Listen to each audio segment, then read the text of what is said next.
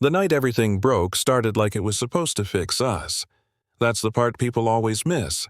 I wasn't dressed for a fight. I wasn't bracing for betrayal. I was wearing a navy blue dress I'd bought weeks earlier. Something soft, forgiving, something you wear when you think you're walking into reconciliation. I was 7 months pregnant, tired in that deep bone way. And when my husband, Evan Carlisle, asked me to dinner and said, "Let's talk, really talk," I believed him. I shouldn't have.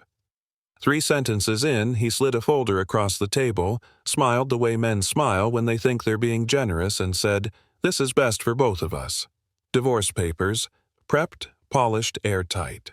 I signed them while the waiter pretended not to notice, and 15 minutes later, I was standing outside the house I'd lived in for 6 years, the locks changed snow coming down so hard it swallowed sound, wearing that same dress, and wondering how a life can end without making any noise at all. Inside, through the windows, I could see movement, laughter, music, his silhouette crossing the room with hers. The woman he'd told me not to worry about. They were celebrating glasses raised like my absence was a relief they'd been waiting to toast.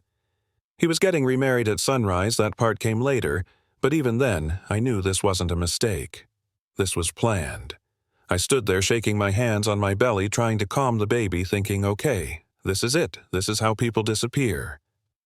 What Evan didn't know, what he never bothered to ask, was that the woman he'd just locked out into the snow was not who he thought she was. Not even close. To Evan, I was quite agreeable, a former nonprofit admin who married well and knew when to stay out of the way. He liked telling people I kept him grounded. His sister loved telling people I should be grateful. Her name was Claire, and she had a talent for smiling while cutting you in half. From the beginning, she made it clear I was temporary, an accessory, something her brother would outgrow once he came to his senses. At family dinners, she'd say things like, "It must be so nice not having to think about money," or, "Some women are just happier letting their husbands handle the serious stuff." Evan never corrected her. Sometimes he nodded. The worst was Thanksgiving a year before the divorce, when Claire made a show of commenting on my pregnancy weight in front of everyone, joked that babies were a great way to secure alimony, then blocked me from the food table and laughed about portion control. Wine spilled on my dress, expensive wine, and when I froze not sure what to do, the room laughed. That was the moment something inside me shut off. Not anger, clarity. You see, long before Evan, before the house, before the dinners and the polite humiliations, there was my Aunt Lydia. She raised me after my parents died, taught me 2 things that mattered more than anything else. First, never let people decide who you are for you. Second, power doesn't announce itself. Lydia was a real estate operator so quiet the industry barely knew her name, but by the time she passed, she owned pieces of cities.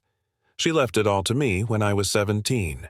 The properties, the trusts, the shell companies layered so deep even auditors got headaches. I learned young how to disappear in plain sight, how to look harmless, how to let people underestimate me, while I learned everything about them. By the time I met Evan, my portfolio stretched across countries. He thought I married him for security. I married him because I was tired of being alone and wanted to believe someone could love me without needing to know everything. When I signed those divorce papers, I wasn't heartbroken.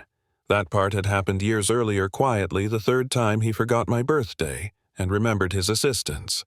What I felt was resolve. Because locking a pregnant woman out in the snow isn't just cruel, it's revealing. It tells you exactly who you're dealing with.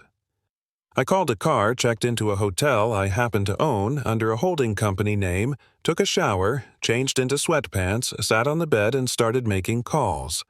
Not emotional calls, practical ones. Can you pull the lease terms? What's the notice period here? Run a compliance review. People answered because I never called unless it mattered. Evan and his new wife were married at dawn. Photos went up online, smiling faces, captions about fresh starts and courage. Claire posted the most, talking about how proud she was of her brother for choosing happiness. I watched it all while reviewing contracts. By Monday morning, the first domino tipped. His firm got a notice that their office lease was under review.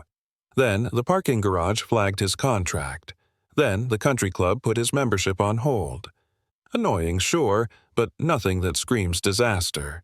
Evan brushed it off. He always did. He was used to the world bending for him. It didn't bend this time.